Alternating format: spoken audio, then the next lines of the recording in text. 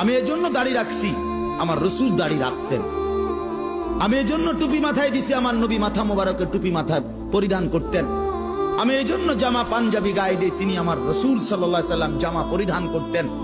আমি এজন্য লুঙ্গি পরি, আল্লাহ রসুল সাল্লাল্লাহু আলাইহি সাল্লাম মৃত্যু পর্যন্ত লুঙ্গি পরিধান করেছেন। আমি এজন্য মোষ ছোট রাখি, আল্লাহ নবী সাল্লাল্লাহু আলাইহি ওয়াসাল্লাম বলছে একটি সুস্থ মানুষের পরিচয়, যে মানুষটা সুস্থ কিনা খোদার কসম এটার পরিচয় হলো যে মুখ ছোট রাখে, দাড়ি লম্বা করে, সে সুস্থ মানুষ, স্বাভাবিক মানুষ, স্বাভাবিক মানুষ।